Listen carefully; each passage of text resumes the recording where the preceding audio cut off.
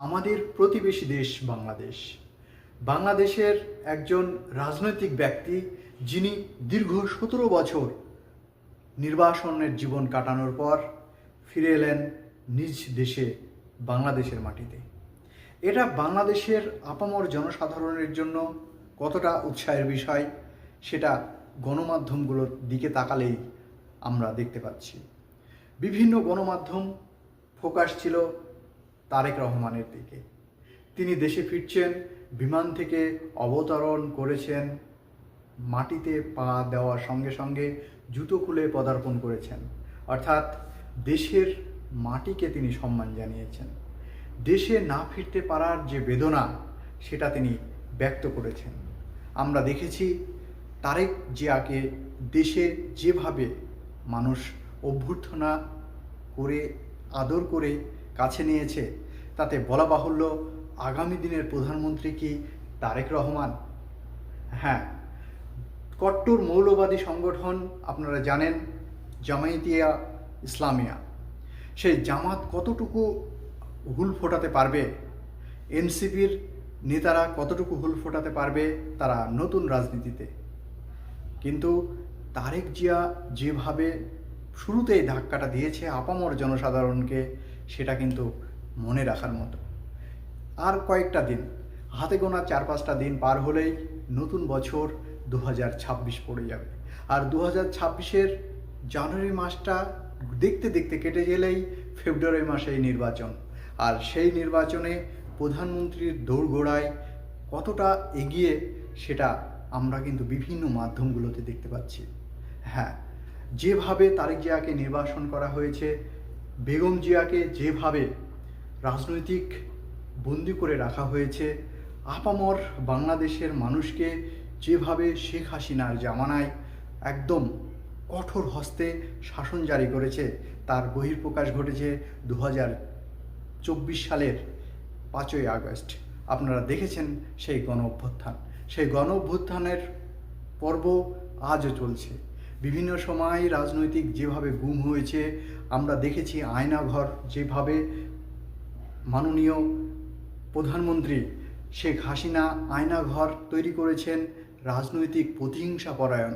কিন্তু রাজনীতি তো প্রতিহিংসার হওয়ার কথা নয়। এই স্বাধীন গণতন্ত্রে বাংলাদেশ কেন, গোটা পৃথিবীর যে সমস্ত গণতান্ত্রিক দেশ আছে সেখানে রাজনীতি কোনোদিনই প্রতিহিংসার হওয়ার উচিত নয়। আর প্রতিহিংসা পরায়ণ হলে শেখ হাসিনার মতো নির্মম পতন অবধারিত।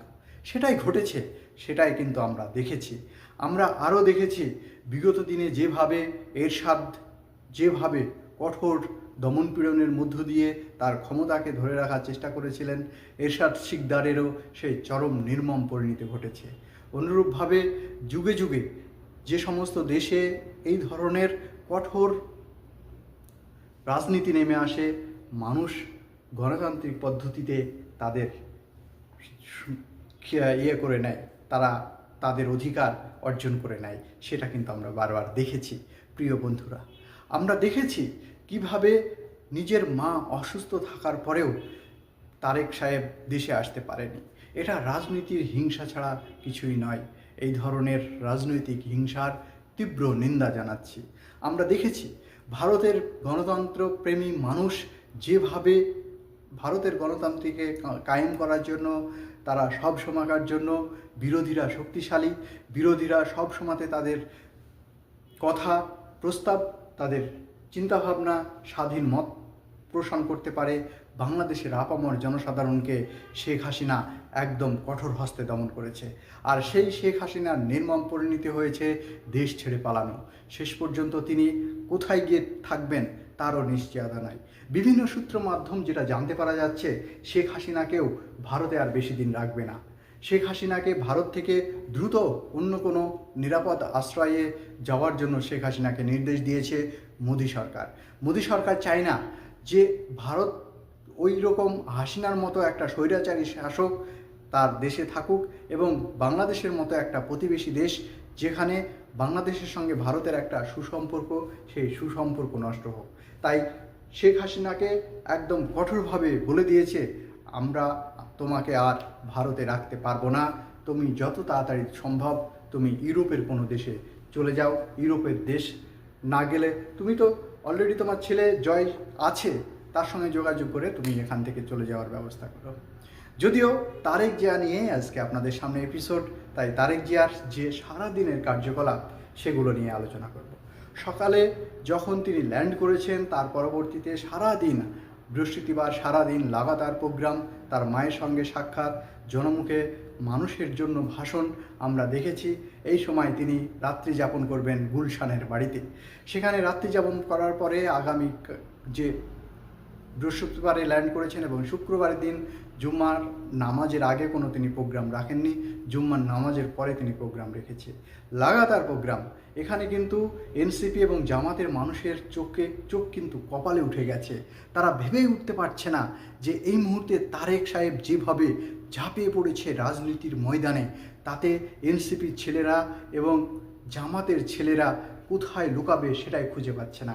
এবং সবচাইতে আশ্চর্যের বিষয়, যেটা অকল্পনীয়, বাংলাদেশের আপামর জনসাধারণ যেটা কল্পনায় করতে পারেনি, তারেক জিয়া তার প্রথম ভাষণেই বলেছেন যে আমরা বাংলাদেশের কমপক্ষে 4 কোটি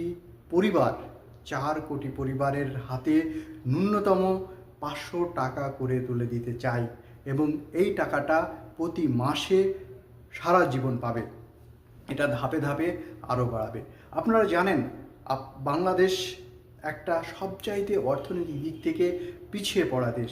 সেখানে শিক্ষা, স্বাস্থ্য ব্যবস্থা দিনের পর দিন উন্নতি হওয়ার পরিবর্তে অবনতি হয়েছে। পাশের দেশ ভারতবর্ষ যখন তাদের স্বাস্থ্যসাথী বা তাদের স্বাস্থ্যকে কীভাবে ডেভেলপ করা যায় তার জন্য সরকারি সহযোগিতা, সেটা কেন্দ্র সরকার, রাজ্য সরকার সব সরকারি সহযোগিতা করে। যেখানে আপনারা দেখেছেন কেন্দ্রীয় আবাস যোজনা, যেখানে মাথার উপরে প্রত্যেকের ছাদের ব্যবস্থা করেছে, তার জন্য হাজার হাজার কোটি টাকা ভারত সরকার খরচ করে। আপনারা দেখেছেন শিক্ষার জন্য একদম প্রাইমারি থেকে ক্লাস 8 পর্যন্ত 1 টাকাও খরচ হয় না। পক্ষান্তরে তারা স্কলারশিপ পায়, জুতো, প্যান্ট, শার্ট থেকে শুরু করে সমস্ত কিছু পায়, বই, খাতা এবং মিড ডে মিলও আমরা দেখি, খাবার পর্যন্ত পরিবেশন হয়। সেক্ষেত্রে বাংলাদেশের দিকে তাকালে শিক্ষার একদম অবনতি, ভঙ্গুর অবস্থা। এই ভঙ্গুর অবস্থা থেকে কিছুটা হলেও তুলে নিয়ে আসার জন্য তারেক সাহেব প্রথম দিনই ঘোষণা করেছে প্রত্যেক পরিবারে 500 টাকা করে দেওয়া হবে এবং তারা তৎপরতার সহিত তৎক্ষণাৎ 500 টাকা দিয়ে ন্যূনতম তারা কাজে লাগাতে পারবে। যদিও এই সময় 500 টাকাটা কিছুই নয়, কিন্তু একটা মেয়ের ক্ষেত্রে 500 টাকা, 1000 টাকা কিন্তু যথেষ্ট। আপনারা হয়তো বা অনেকে ভাববেন যে 500 টাকা, 1000 টাকা আবার টাকা হলো নাকি। যারা মনে করবেন যে 500 টাকা, 1000 টাকা, তাদের জন্য তো তারেক জিয়া বলেনি, তাদের জন্য অ্যালার্ট করার কথা বলেনি। তিনি বলেছেন যে যারা একদম পিছিয়ে পড়া মানুষ, প্রায় 4 কোটি পরিবার, তাদের একদম সরাসরি ব্যাংক অ্যাকাউন্টে 500 টাকা করে পৌঁছে দেওয়া হবে এবং সরকার গঠন করার সঙ্গে সঙ্গে। এটা কিন্তু অত্যন্ত একটা পজিটিভ একটা দিক।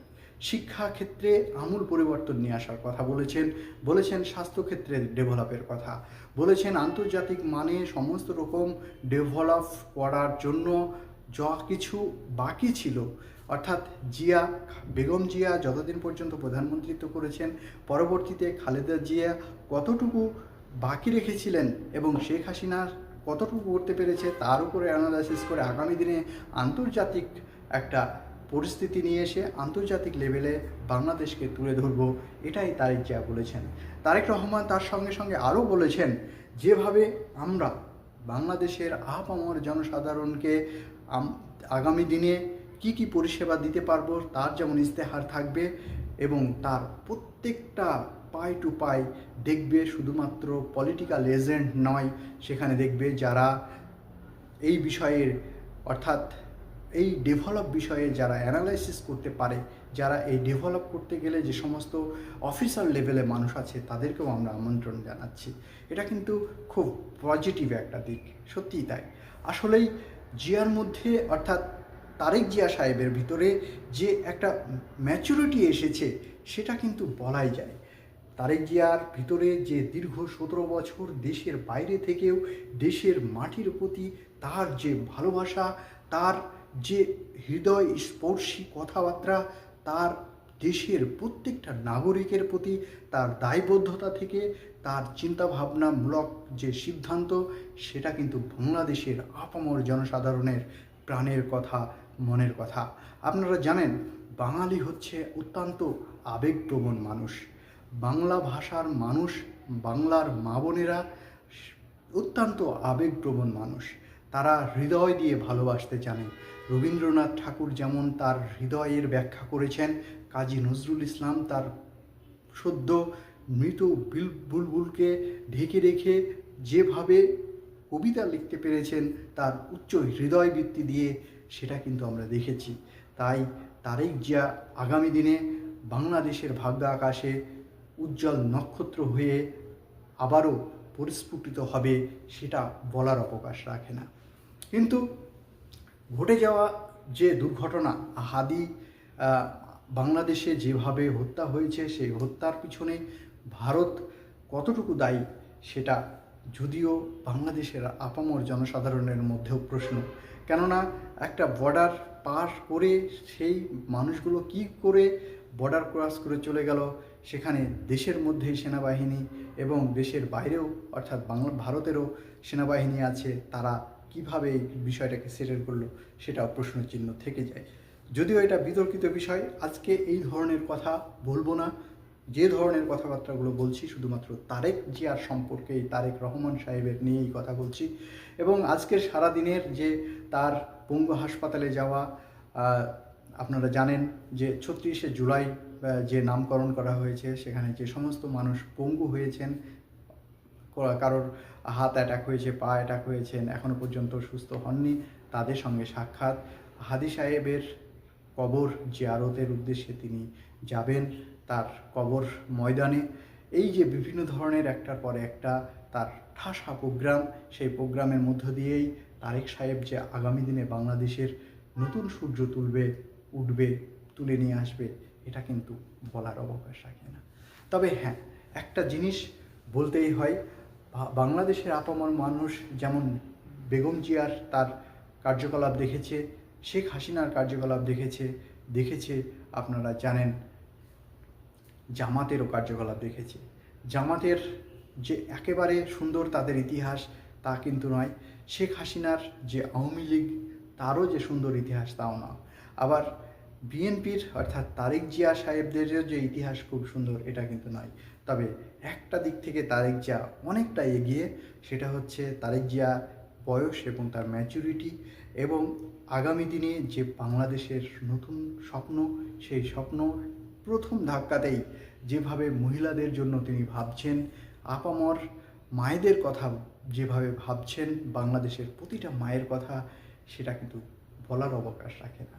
তাই আমরা তো অবশ্যই চোখ রাখবো আগামী দিনে কী হচ্ছে, আগামী দিনে কী প্রোগ্রাম নিচ্ছে তারেক জিয়া। তবে বলা বাহুল্য, একটা নতুন দিশা পেতে চলেছে বাংলাদেশ, এটা অত্যন্ত খুশির, অত্যন্ত ভালো একটা সংবাদ। আজকের ভিডিওটি কেমন লাগলো অবশ্যই কমেন্ট করে জানাতে ভুলবেন না। আজ এই পর্যন্ত অর্থাৎ শেষ পর্যন্ত আপনারা আমার সঙ্গে থাকার জন্য আপনাদের সকলকে অসংখ্য ধন্যবাদ। চোখ রাখুন, সঙ্গে থাকুন।